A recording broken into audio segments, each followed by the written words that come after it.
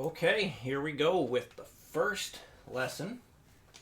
So after watching your video demonstrating what you could do with that skill test, sounded like you understood like your basic whole note, half note, quarter note stuff, but perhaps not so much the dotted half notes or tied notes. So that's what we're going to focus on for the first time. And so just a reminder, should mention, pretty sure I mentioned this. We talked about this, right? How next week I'm out of town, so unfortunately, can't start off with nice, smooth week to week to week. But it's like the next time. So the time to turn in your video is going to be by October 12th, Wednesday. Okay, so Wednesday the 12th. You can do it earlier if you like. Tell you what, if you reach 240, yes, I'm being serious. If you reach 240 beats per minute with this guy, definitely make a video then and send it on over. This way you're not, waiting too long to submit your work, all right? And when it comes to submitting your next video, what I want you to do is just record your entire final practice session, just the whole thing, and send that over. This way I can check out various speeds as you go and just make sure everything is sounding good. If something isn't sounding good, then I can get a better idea of where is it starting to get off in terms of timing or rhythm or stuff like that. So things I want you to do here: I want you to tap your foot with that metronome. Tapping your foot is very, very important so you can feel, really lock into what the rhythm is. And from 60 to 120 beats per minute, I want you to count out 1, 2, 3, 4 as you play. This way you know what beat you're on. You can absolutely count out loud faster. That's totally fine. But get in the habit, from 60 to 120, say all 4 beats as you go. This way you know exactly what beat you're on when you're playing this stuff. Counting things out loud, boy, does it really, really help. Big time when you get to really challenging rhythms. Because if you can't say it, you can't play it. That's one of the most important things I was ever taught. So, we will get to very difficult rhythms. And you will be able to say it, because we're going to really make sure that happens. Now, eventually you get going so fast, it's kind of hard to keep talking. So, that's why, after 120, if you can't keep doing it, that's okay. Tapping your foot, same idea. Eventually you'll be going so fast, a lot of people can't keep their foot going. So, you might end up tapping your foot on the first and third beat eventually, or maybe just on the first beat when the new bar starts. So what you're going to do is what's on screen right now, what I sent you. Play it correctly one time. That's it. That's all you got to do is one time. It's 60 beats per minute to start, and then you go up 5. No more than 5 beats per minute ever. That's it. 5 is the highest we're going to go up by. And then you play it correctly again, go up another 5. So every time you play this correctly, you go up 5.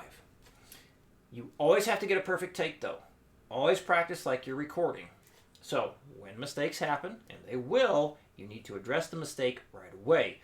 So let's say you miscounted here and you played that bar incorrectly. Do not continue playing through the rest of this rhythm. Address the mistake immediately, get that correct, and then try again. So every time a mistake is made, address the mistake, play what was wrong correctly right then and there. So that actually is probably a bit more applicable to more difficult things. So let's say you make the mistake here, just instead of continuing on with the rest, just start over again. If after 3 times the mistake happens, you make the same mistake 3 times in a row, we'll just hang out on that bar, polish that up, get that correct, and then put the whole thing back in. So hopefully that makes sense, because perfect practice makes perfect. We need to play things correctly, and we can't allow mistakes to be thought of as an okay thing. The only time that's acceptable is during band practice stuff, when you need to know the song so well that you can continue playing on once a mistake is made. But for this stuff, because we're trying to get technique and rhythm as solid as possible, when a mistake happens, address it immediately, try it again, because we need to have every take we do as perfect as possible. It needs to be good enough to be on an album. That's basically the level of perfection we want. Was it good enough to be on an album? The other thing I want you to focus on here is making these chords ring out the full duration. So everything is all starting on the same set of strings. So when you go to change chords, don't do that. Don't stop the sound. We don't want that. What we want is this. Both the right and left hand need to move at the same time. So basically it's like you're sliding into the chord, and as you get to that new chord, you're strumming at the same time. It's like clapping. Both hands got to come together at the same time, right? So this said, you're lining up the chord change and the strum at the same time. So they got to move same time, because we want these notes to ring out, is again full duration as much as possible. And because these these chords are always on the same set of strings, there's no reason to have chord sound cut off. So if at any point you notice that the chords stop ringing out, whoops, that was a mistake. We need to fix that. So I'm going to demonstrate this at 4 different speeds, and reference this video as much as you need to. Make sure that you're playing it correctly at the different speeds that I'm going to play here. If you don't reach the highest speed, that's okay. Get to where you can in the next couple weeks, all right? So we have here, actually I just noticed that chord name has a thing at the end of it that wasn't supposed to be there. All right, anyway, so got your quarter note, which rings out for 1 beat. I think you already know that. So that there is a dotted half note. That gets a count of 3. That rings out for 3 quarter notes or 3 beats long. So we play this on beat 1. This is on beat 2. We play this on beat 1. This on beat 2. Now we have the dotted half note to start. That rings out for 3 beats still. So that plays on beat 1. This is beat 4. Play this on beat 1. This is on beat 4. So now we have solid quarter notes here, but this quarter note is tied. So this quarter note is tied to the first beat of the next bar. So we're going to strum on beats 1, 2, 3, 4. That chord rings out, and then we strum this B5 on the second beat. So we play that on beats 2, 3, and 4. That rings out across beat 1 of the next bar. We strum this on beat number 2. That's a half note, so that rings out for 2 beats. Strum this on beat number 4, which is tied to that beat.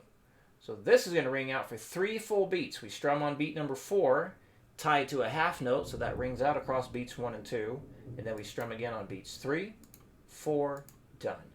So this last chord, you don't need to let that ring out all 4 beats. It's just the easiest way to fill the bar in. So once you get to that chord, just hit it, and you're done.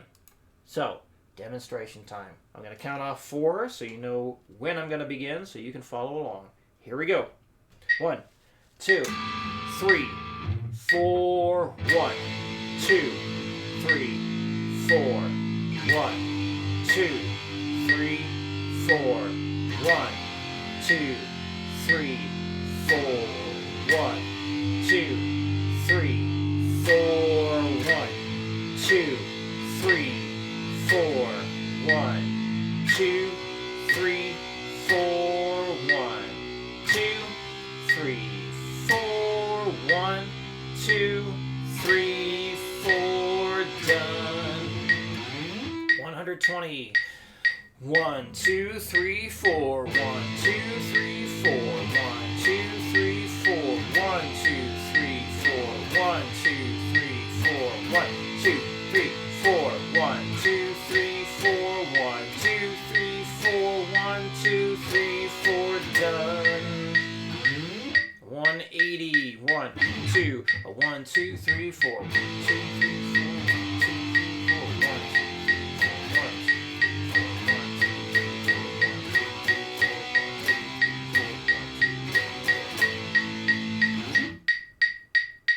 So yeah, the faster it goes, the harder it is to think about everything. 240.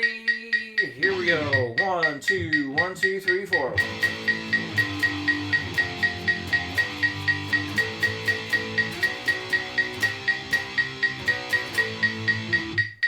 I'm gonna do that again. I question my count on one of those near the end there. 1, 2, 1, 2, 3, 4. 1, 2, 3, 4. 1, 2, 3, 4.